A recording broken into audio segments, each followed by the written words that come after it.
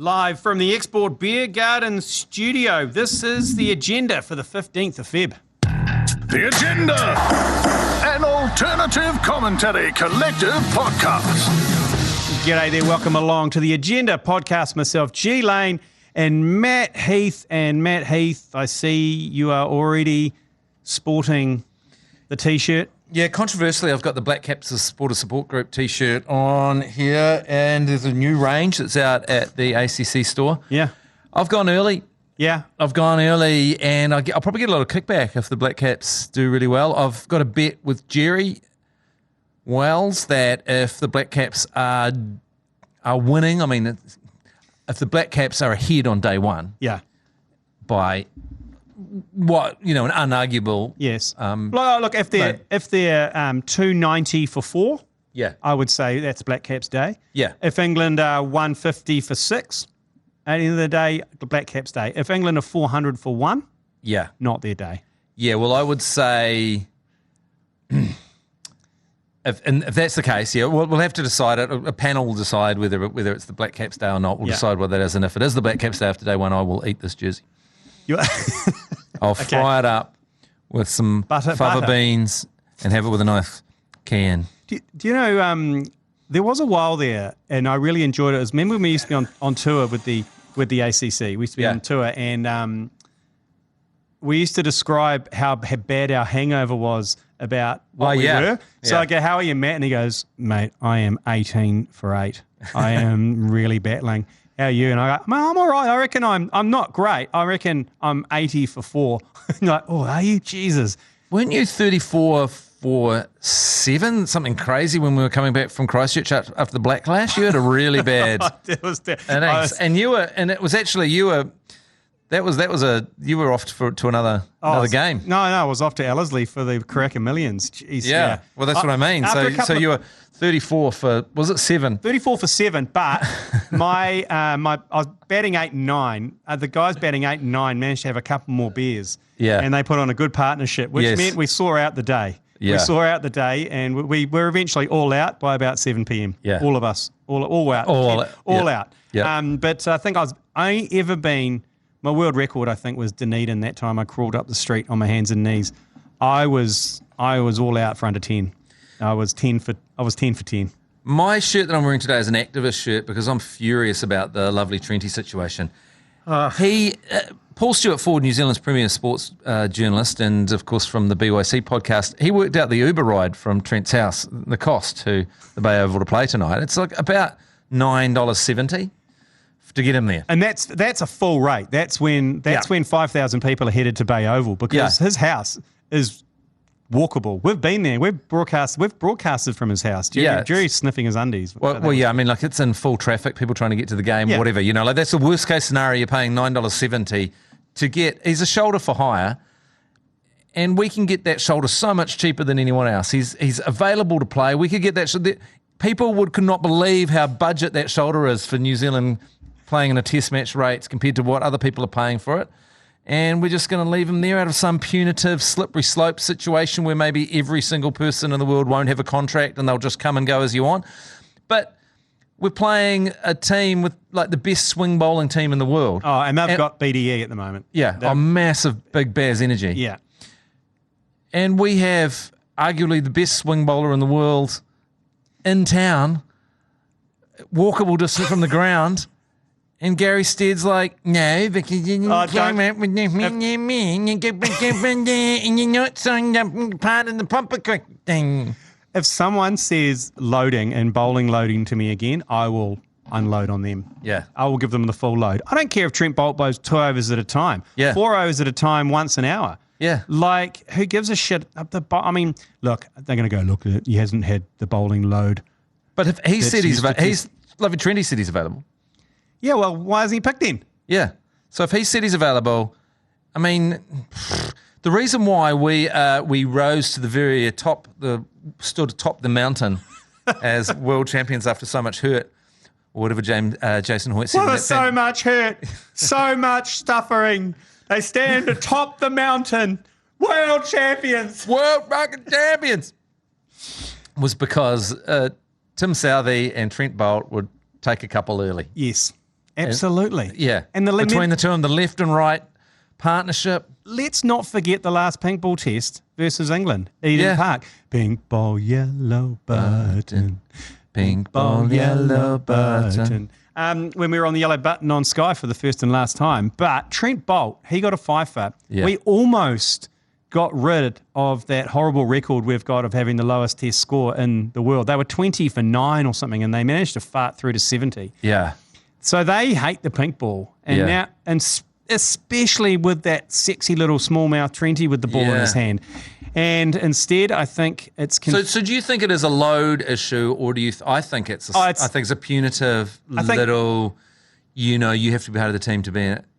Because surely what's your job as a coach is to put the best possible players you have available and are allowed to select on the park to try and solve the problem that's right in front of you, which is beating England, who have never been more cock of the hoop in the history of the game. Oh my God, they're so full of themselves. But so full of themselves and also doing it quite well.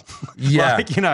They're going out with the BDE and they are performing like they have got a BD. But also we're coming in a piecemeal fashion with injuries from all over the country. They've been at Millbrook as a team. They've gone to the races together. They're best buddies. They've basically become just a friend group from high school on the road. And England has always been different factions hating each other. Now they've all surrounded and they all love Baz and they all love Stokesy. It's like the 2015 New Zealand World Cup team. Yeah. That's what he's created. Yeah, that's what he's created, Because usually England have got someone like Kevin Peterson sending texts to Shane Warne saying, my teammates are cocksuckers, fancy a beer, and then him leaking it. Or, there's usually people like that in there that are just a bit too big for them for our own boots. But, well, look. And so we need, it's all hands to the pump. It's not about the future and trying to make sure that people are just taking contracts and, going off contract and, being arms for hire or bats for hire around the world. It's not about that. It's about what's in front of you, which is the pink ball test that starts today. That's what's in front of you, and you got to play what's in front of you. Yep, and the ACC are covering that all 3 days. That's my prediction. On Spark Sport. So text cricket to 3236. You'll get a link to that. We're going to send Spark Sport off in style. Yeah, that's what we've decided this summer. It is the farewell tour for Spark Sports. We're going to farewell them this summer with some cracking commentary. I think we're going to go old school. Yeah, we're going to test the limits of the Broadcast Standards Authority and see where we land up. Because what are they going to do? Throw us off Spark Sport? Well, we're really lily pad around the broadcasters, don't we? We're that little commentary team they can't kill. Yeah, it's whack-a-mole. Yeah, they whack us and we appear somewhere else. Hello, Super Rugby. Whack. Hello, All Blacks. Whack. Hello, netball. Yeah, whack. You'll never be able to whack us out of existence. Look, that test match starts. We've recorded this before the start of this match. Rumour is that it's going to be TikTok Tickner who's going to be playing, and it's going to be Jacob Duffy and the spicy jalapeno Kugelline for the fourth seamer position. Oh my God! But hang on a minute. Let's go through the team here. So okay, let's go through the bowlers because that's our Wagner. biggest concern. I talked to Wagner yesterday, and I said Neil Wagner, who's going to be opening the bowl, and he goes, I'll do it. Imagine the damage he'd do to the ball if he opened the bowling. He'd no shine. But then he was like, I'm not a one-trick pony. Like he said, I'm a swing bowler. He can swing the ball, He's got a couple. Remember that big slower ball he bowled someone? He's got a couple. But but his stock delivery, the thing is with him, his stock delivery is a short ball. Yeah. Like everyone else's stock delivery is just short of a length outside off stump. Yeah. That's everyone's stock ball. So who do you predict that's going to be opening the bowling with Tim Southey? Well, it's going to be TikTok Tickner, I imagine. Yeah, It'll be TikTok Tickner and Southey opening. First change, they'll probably take a punt on the Cougs or the Duff. Yeah. And then Wagner in third change still. I don't think they'll change that. And he likes what about Darren Mitchell? Well, is he in as a batsman? Well, he could potentially. He's in as an all-rounder now. He's in as the Colin de Gronholm. Yeah, he is, but he doesn't quite swing it as much as the minute piece used to. That was the other thing, that there's not enough credit given to the minute piece. Well, for his win, because people are like, okay, let's go. Let's go, and then he looped it around. Well, guess who else is living within walking distance of Bay Oval? And he's been naughty boy year out as well. Yeah, Colin de Gronholm. Well, Colin de Gronholm did the great one where he hedged He hedged. He signed with New Zealand Cricket knowing that he was in the BBL auction, because he knew if he got in the BBL auction, he was going to get shitloads more than his contract, and then he boned his contract. So I like the way he played that game. He did. But I think we've got some sort of issues here going forward, because I think that will be the way things are. So they can try and put their fingers in the dike and try and stop people doing it. You can't say that. No, you can't say that. The dam. They'll try and dam the flow by punishing lovely Trenty. But that's going to be the way everyone isn't it, going forward? You wait. They're all going to come off contract, and there'll be private guns for hire. Look at the Australian rugby, for example. New Zealand, you can't be eligible if you're playing overseas. That's New Zealand's rule. We've probably got a player base that can cover that. Australia haven't in rugby, so they've said, fuck it. You can go and play anywhere. We just need the best team to beat the All Blacks and South Africa and win these fucking games. That's their rule. Yeah. So whether that'll probably change for New Zealand cricket, I imagine, because we just don't have the depth of other countries. Australia could do it easily. Yeah. India could probably do it easily. England probably do it easily as well. But New Zealand, we haven't got the depth to afford to go, Trenty, you just, sit in your hot springs spa 100 metres from the ground while we battle the best test team currently right now. Yeah, I mean, that's right. Like, we're operating in man, it was so recent that I was thinking, God, we've got so much depth. I was just thinking the New Zealand cricket's got so much depth. Balls deep. The bowlers, we were balls deep in bowlers. Yeah, and then that just disappears in a flash. I mean, obviously, Mr. Darcy's injured and Carl Jamison's injured. Doesn't help the situation. Yeah. And lovely Trenty. Anyway, I'm a little bit nervous. I've got to say, I'm a bit nervous. I'm shitting my pants. I'm not gonna lie. Yeah. I'm not gonna lie. I'm shitting my pants. Our best hope is that the chaos that Baz McCullum brings, the T20 approach to test. Yeah. It is all in and all out. It's everything on the nose. So what do you do if you win the toss? You're big swinging Southie. You win the toss. What do you do? Well, it's an interesting looking wicket. Apparently, it looks like a high vis vest. Oh, really? So it might terrify. New Zealand's premier sports journalist Paul Stewart-Ford was telling me this morning that it might just terrify the English, because no one's ever seen a wicket like that in the history of cricket. It's fluoro, apparently. Can you remember the one in Wellington when it had Mikhail Gorbachev across the middle? Can you remember that game? That one day, it was at the stadium, and they had a fungal infection, and they had Mikhail Gorbachev's forehead running down the middle of the pitch, and they played an international on it. That was quite bizarre. So you'd bowl first. Yeah, bowl first. You bowl first. Yeah. Okay. It's your best hope that they just try, throw everything in the kitchen sink and end up shitting the bed. You know what I mean? Like, yes, maybe you need panic to go through the ranks or something like that. That's what I do. I'm excited though. Yeah. I'm excited. White Ferns. Now, they're another T20 World Cup, because they have had kind of two in a row because of delays. Or was it the ODI one last year? I don't know. But they are on struggle street. They got absolutely harmed by Australia in the opening match. Record loss. And then they still had a chance of making the playoffs. They just had to beat South Africa, Bangladesh, and Sri Lanka, I think. So next up, South Africa. Again, out for 67. Couldn't even get to 69, so we could laugh about it. Yeah. So they are on struggle street a little bit over in South Africa, the White Ferns. But out of Aussie and India series, that's a spicy meatball too. That Aussie-India series in India, Aussies are moaning. Moaning that the pitches have been doctored, moaning the ball's been doctored. Moaning they don't have Travis Head and they've got Davey Dum Dum. Yeah.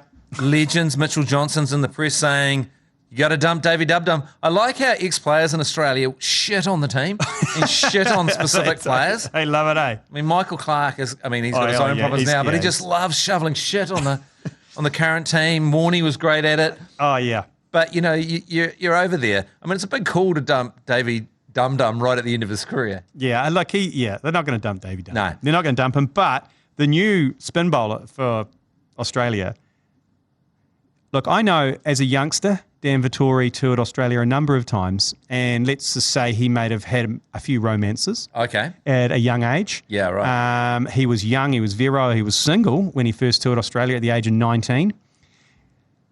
Let's just say this new spinner has a striking resemblance to Dan Vettori. He's got the same vision issues. We're talking Harry Potter, Dan Vettori, or Dumbledore? No, Harry Potter. Harry Potter. This is early doors. Yeah, this is early doors. This is 1998 Dan Vettori. Because he looks exactly like Dan, bowls like Dan, appeals like Dan, and bats like Dan. Now, Dan's got such a freakish batting style that you can't imitate that. There's something in the bloodlines. So Right. I'm asking. I see what you're saying. I'm asking for a test. DNA test. That's what I'm asking. On behalf of New Zealand, these Aussie fuckers can't be taking one of ours, okay? Because Dan Vettori's obviously spread his seed as a youngster. Yeah. One of those seeds has germinated. Yeah. And he got a fifer on his debut. Is that traitorous to not only be coaching the Australian team, but also to be spawning? That's why he took the job. He took the job so he could coach his son. Oh, that changes things. That changes things. Okay. I always thought he just did it for the money, but obviously he went to play and coach with his son. But I'm not sure his son's in the short form team. He's only in the test team. But that's a great series to watch. It's always good when India Aussie because it's always a spicy because they're all both full of themselves. They always claim to be the unofficial number one, even though they're not. Yeah, that's right. They both look at it that way. And then look, Australia is not afraid to doctor a wicket to make it look that way. There you go. There he is. See him? Murphy. Yeah, that is Daniel Vettori's child. And his appeal. Look, his appeal is the same. We're just looking at pictures here. I don't need to see the DNA. It's not great for a podcast. I'm not an idiot. I don't need to see the DNA. No, well, exactly. That's it. Everything makes sense now. Everything has fallen into place for me. Jesus. Those dirty Aussies. Super Rugby is back, Matt Heath. Next Friday, it all kicks off. It's always surprising how quickly Super Rugby comes. But this year it's kind of not so surprising because we didn't really... I mean, it kind of is worse because we're sort of only really just getting our cricket now. Yeah, I know, because we had no cricket. You had no cricket, so they're at the starting line at the same time. Yeah, that's true. Yeah, it's a small handicap. Cricket have got like 5 metres. Yeah. And rugby are steaming up their ass. But I'm really interested in this year because the dark horses and the great teams last year, and I poo-pooed them, and that was the Fijian Drua and Moana Pacifica. I feared the worst for the Fijian Drua especially. I thought, fuck, they're going to get pumped by Hundies because they had both teams had terrible build-ups. You remember they were COVID-riddled. They didn't have a proper pre-season. But shit, they played well. I think they saved Super Rugby last year to watch them play. The ones at Mount Smart, the chahooing from the crowd, the way they played the game. They've got both those teams have had full pre-seasons. Right. So buckle up. Yeah. I reckon it's going to be a cracker. You reckon there's going to be some upsets? I reckon there's definitely going to be some upsets. I was in Fiji recently and we went to Ireland and played volleyball with members of the Fiji Drua. They were much better at volleyball than I was. Yeah. I can imagine that would be a scene of like some middle-aged dudes on one side in T-shirts and the cast of the original Top Gun. Yeah, it was like that. There was some on the other side, just rockin' bods. There was some rockin' bods on display. MASH sort of had a little bit going, but yeah, we got absolutely spanked by the Fiji Drua. So let's hope they don't do that to any other New Zealand teams. And unbelievably, the Radio Hauraki volleyball team got absolutely spanked by the Drua. But the ACC, the Alternative Commentary Collective, is commentating every single home Super Rugby match this season. That's huge. All 40 games. Wow. So Friday, Saturday, Sundays, Sky Sport 9. That's great for people to know. If Super Rugby's on, you get the ACC coverage of it if it's on at home. Just go to 9. Go to Sky Sport 9, or if you've got Sky Sport Now, it's just Sky Sport 9. 59 on your remote if you've got the old school box. And if you want to see the full schedule, text rugby to 3236. It's going to be a cracker. I cannot wait. The second round is a super round as well, so they all go to Melbourne. What could possibly go wrong with a bunch of Super Rugby teams in the same city? Yeah. Oh, actually, no, it's not league. They'll be fine. No, they'll be fine. They'll be fine. Yeah, they'll be fine. Super Bowl Monday. Eagles robbed? I think so, even though the guy that's accused of the hold has said that he did hold it. But I just think it was one of those calls where it's not worth the whole game being that way. They hadn't called holding like that for the whole time. You're in the last minute. And, it was at that point one of the greatest games of all time. And I think it sort of takes away from the Chiefs' win.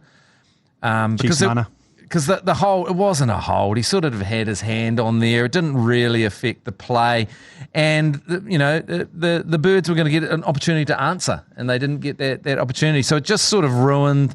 It's not really for the refs. And everyone's, like, if you're a Kansas fan, you're telling everyone to piss off. Yeah. That wasn't the thing. I mean, Jalen Hurts probably, there was that problem early on that caused put them down. by 7 points, whatever. They could have done a few things differently and been in the game, whatever, all those things. But it just sort of let the air out of the tyres at the end of what was an amazing Super Bowl. It was a great, I'm really like a lot of probably straight New Zealand sport fans, straight up and down missionary position. Yeah. Sports fans in New Zealand. I don't follow American football. I don't follow the NFL that closely. Yeah. But I watched that, and it was great. It was like touchdown. There was no fucking around. It wasn't so I've watched some where it's just full defence the whole time, just defensive. This one was always going to be a lot of shots fired by the nature of the team. It was a ding-dong. Yeah, it was an absolute ding-dong. And Jalen Hurts, even though he had that massive cock-up, played amazingly and probably deserved MVP. I love it how I didn't know that you could have running quarterbacks. Because he throws a couple of dummies, goes a couple of steps, and both him and Patrick Mahomes, they put the foot down. But Jalen Hurts on the quarterback sneak, they get the whole rugby thing going. Yeah. You cannot stop the Eagles if they're going to run a quarterback sneak. Boom. Yeah, and also Mahomes looks like he's running slowly. He looks like he's on tippy toes. He's got short little steps. What have they got in terms of injections? Because he hurt his ankle at one point. And I thought that's off because he's been running this they cut it off. Injury. And then I was like, oh, well, he's done. He's crying he's actually crying and got his head on the shoulder of one of his support staff. And then comes out and he's like, dude is sweet ass. whatever they put in him, whatever they inject in their ankle, it's freaking magic. It's Harry Potter level magic that they did. They did some kind of spell on him. I need that in my brain every Saturday morning. Yeah. When I wake up dangerously hungover, I just need that injected directly into my ear. I love the name of the Kansas City Chiefs wide receiver, though, Juju Smith-Schuster. That's a great name, There was some great names all around. He may or may not been grabbed by James Bradbury, the Eagles linebacker, but Juju Smith-Schuster is a name and a half. Juju Smith-Schuster. And massive apologies to everyone who booked to come along to the Super Bowl party on the Monday. We had 300 plus people keen to party. It was New Zealand's biggest Super Bowl party, and old Gabriel came along and put the shitters up that one, unfortunately. But it's a real a-hole, that Gabriel.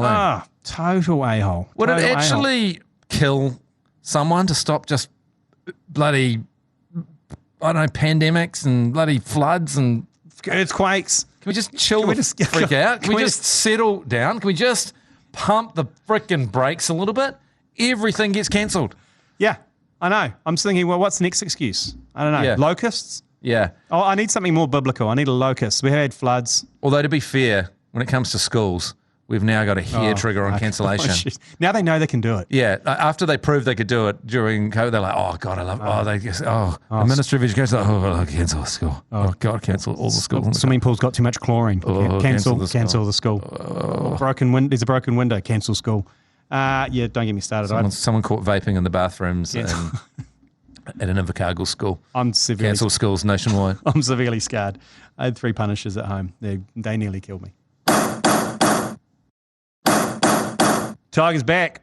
Yes. Tiger Woods is back. He's returning to the competition for the first time without using a cart because he's got a dicky knee since July, announcing Saturday he will play at the Genesis Invitational in Los Angeles. So what's the rule with a cart in professional golf?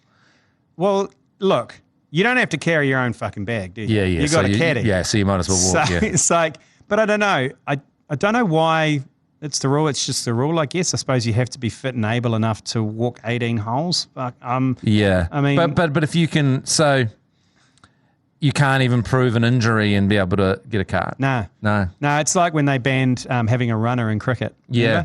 Because Inzamam Haq, that haul his fat ass out there, run a single and then call a runner. Yeah, that's right. So what had happened here is, people just like tee off on the first hole, back, and then just sit in the cart. So I suppose everyone's on an even playing field, I guess, if you know what I'm saying. You have to be an even. You can still do the designated runner in baseball, and that's always funny. Like some fat ass gets on base, and then basically Usain Bolt comes out with a taps hat out. on. He just taps out. But good to see him back playing, and also great to see. Now, there were wild scenes, and it went big on social media last year, I think, when there was a hole-in-one at the Waste Management Open, the Phoenix Open. Oh, yes. Can you remember they got that hole-in-one on a par 3 and all those everyone was throwing their piss in the air. And, and they took 10 minutes to clear all the cups off the green. It's now the Waste Management Open now is like got legendary status, and it's on my bucket list. I had Super Bowl on my bucket list. I've now got Waste Management Open on my bucket list. There is so much content coming out of the back of that. It looks like the most wildest time ever. There's that one particular hole where they just allow whatever. There's no someone holding up, silence please. There's people partying from 7 a.m. till 7 at night, and the players fucking love it. So that's definitely on the list. So what do you think in golf in terms of noise? I mean, why do you need silence? Because it's not like... Same with tennis. Well, in tennis, at least they say that you can kind of hear the ball coming off the racket and go bang a certain way. That maybe someone was telling me once that professionals, they go, oh, that's kind of hasn't gone right in the centre, so I've kind of, they can, and that's part of the reason why people go, to cover that up. But in golf, you haven't hit the ball yet. But the crowd are allowed to make noise after the serve, aren't they? Because everyone goes, cheers. So quiet, please. Yeah, look, I think the golfers will probably claim the same because there is a certain noise coming off, but it's of no advantage to the opposition. It's just you've hit a clean ball. Yeah, at that point it's too late to change it once you hear the noise. So I don't like silence in sport is a bit weird all around. Because sport is for the audience. Yeah. That is all it is. It's for the audience. Once it gets professional, that's what it's for. So if the audience wants to make noise, then let them freaking make noise and you adapt the sport to deal with it. Yeah. I mean, that's what I kind of think with the whole Lovely Trinity thing as well. It's like sport is entertainment. If Lovely Trinity's in town, get them on an Uber. Get them down there. Yeah, totally. And I love how golf's making a bit of a comeback in terms of like the Phoenix Open and partying in the US. And it'll probably take a while to trickle down here. And we've got our own version with the ACC Golf Opens, and we did Pupuki last week. And we've got Shandon down in Wellington next week, Otago Golf Club the week after, and then Pupuki the week after that. All of them are sold out, except there's a few places left in Dunedin. So we need you Dunedin people to come. It's only $300, and it's pretty much as much piss as you can drink. And that's $300. That's $300 for a team, and it all goes towards Movember as well. So get amongst it. And my goal, Matt Heath, is to get us to the Waste Management Open next year in Phoenix. Because it's the same. It's the week after. In terms of playing or just in the audience? In the audience. Because it's the same time as Super Bowl. And Super Bowl's in Las Vegas next year. So we can go to Vegas, go to Super Bowl, and then go to Phoenix and go to the Waste Management Open. It's one of the most brilliant things they do in Super Bowl, how they decide where the final's going to be held in advance. Yeah. Like 5 years in advance, 3 years in advance. So you can book and you can, Totally. Okay. Wide on of the week. What gave you a bit of a wide on in the sporting world, Matt Heath? Well, I guess it was the Super Bowl. I was so excited about it and it was all in on the birds. And then the wide on kind of deflated at the end. Oh, really? So really? It's kind of like. What did you think of Rihanna? I thought the production was pretty amazing. Paris Goebbels, Kiwi girl, getting people to pump and grind. Yeah, pump and grind. But the whole stages, that one drone shot where it looked like the stairs were leaving the stadium. Yeah. I thought was pretty amazing. And Rihanna, it looked wobbly at the end there. Did you see at the end when she was right way up and you could see it moving? Obviously, she was cable tied down. With Baby, that was her special guest. Of course, she announced that she was going to bring someone very special on stage with her, and it was her baby. Yeah, there we go. But do you know what I reckon with Super Bowl? They talk about it a lot. There's such a long time at half time that the second half of the game is often really different from the first time. How different was the second half to the first half? A total reset, eh? It's a total reset. Everyone's sitting there going whatever mojo you had, whatever special sauce you had can disappear in that break. Totally. But, there was a bit of finger licking and butt grinding, and she did feel her groin and then sniff her fingers, which I thought was appropriate for the time. Did she not shower before the thing? I don't know. Maybe she was checking something. Yeah. I'm not sure. But I thought it was good. I thought it was a lot better than Maroon 5 a few years ago and Coldplay before that. Hard to beat Dr. Dre, yes, Eminem, 50 Cent. Oh, yeah. And Alicia Keys. That was, for me, that was the best. That was the best one I've seen. Yeah. It's hard to beat that, but certainly better than the Maroon 5 shitter when he took his shirt Well, that off. was Rihanna's fault, wasn't it? 'Cause she refused to do it at the last minute. So they got Maroon 5. Were they at the ground? They super subbed Maroon 5. Jesus, that is a terrible super sub. And attendance required this week. Obviously, it's Pink ball. Black Caps v England. Spark Sport every day from 2 p.m. starting Thursday through to Monday. I'm picking it's probably not going to go past Sunday. Well, I hope it doesn't because I've rostered no commentators for Monday. Just a little bit of inside. Jesus, and I'm getting shit for wearing the Black Cap supporter support group, and you haven't. I haven't rostered. And Baz McCullum's getting shit for already booking a Airbnb for partying from on day 4. And now you're not booking commentators. No one's given us a shit show. Yeah, well, that's when we often perform the best. Okay? Yeah, that's true. Often when we perform the best. Yeah, that's true. Yeah. Righto, let's get into Toppa Plays of the Week. Brought to you by Leader NZ's Lasagna Toppa. Lasagna Toppa's actually saved, where school got closed because of Gabriel last couple of days. I had a box of frozen Toppas. And when school's closed, invariably parents just text each other and say, hey, I'm sending around Jimmy or I'm sending around, Flynn or whatever. And next minute, you got fucking 9 kids at your house. Yeah. So I basically emptied an entire box of frozen lasagna Toppas and pretty much threw them at them. Oh, yeah. It was so good. It was like they were like seagulls. Yeah. Running around. That's great. Anyway, top 3 plays of the week. Couple of beauties out of the Waste Management. And at number 3, the streaker at the Waste Management Open and his incredible mugshot as well. It was a great streak, first of all. He was...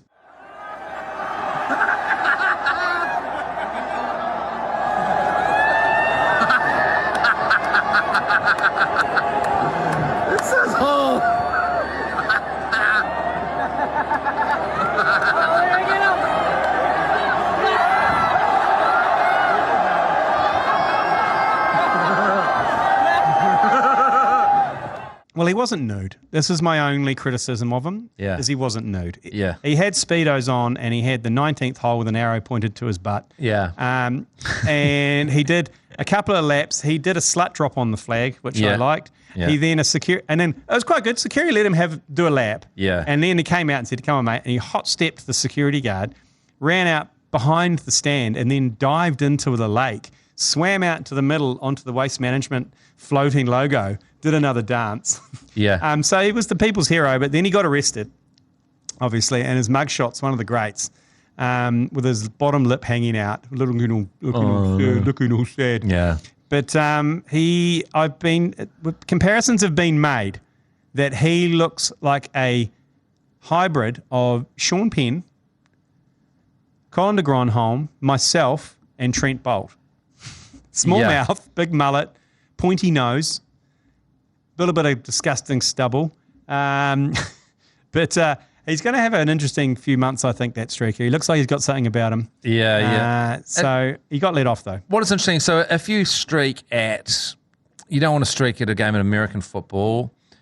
Last year, someone's streak and got cut in half by 2 Giants, or at Super Rugby, because the security at Super Rugby want to show their skills. They're all in boot. They've all got boots on. They got pace. They're ready to go. They're going to break you in half. At golf, I saw the security, and they were like golf security. They were moving at golf speed. He's used to holding up a sign saying "quiet, please." Yeah, not dealing with a fucking. And he got absolutely stepped by Colin de Gronholm meets Mike Lane. Number 2 on the top of plays of the week. The hacky sack catch in the Pakistan tape cricket.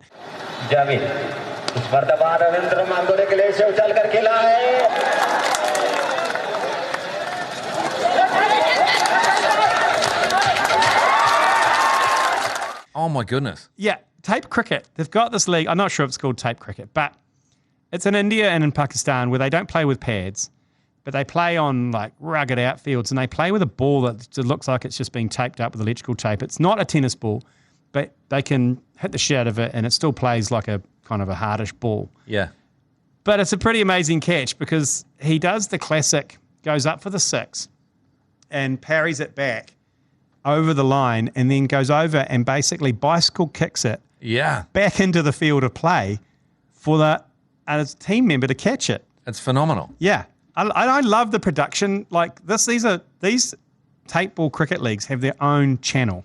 Yeah. In India and in Pakistan. There is a whole tape cricket league of these guys. And they're the classic. So, you see a lot of the social media of the like real wristy, all that stuff. It's next level. I think we should go, that's on the list as well. So we go to the Phoenix Open, we go to Super Bowl, and then we head to India and play tape cricket. Yeah. We'll get smoked. Hey, well, that's good that we've got that there because, of course, I'm pushing hard for the T1 league. And I know people are going to go, the T stands for 20. But it's T1, so it's one ball, one bat. Yeah. So it would make sense to do it as a tape league thing. So when you bowl, you don't have to have pads on. Yeah, that's so you true. bowl, we find that ball that's hard enough that you can actually hit it. Yeah. And then in your team, there's just you. You bowl one ball to the other team. They face one ball, then you swap around. Yeah, and you bowl one. Yeah, that's the game. So that's the game. It's T1. You play a whole World Cup in an hour. Oh, massively. Done. 500 teams. Just get it through. T1. Bring it on. Tape ball. And the number one Toppa play of the week, again, out of the Waste Management Open in Phoenix, is the double boof by a girl in the crowd on the party hole. Just cracks two. She knows the rules. Yeah. She knows the rules, Matt Heath. Love it. And she buffs back 2 cans to wild celebrations.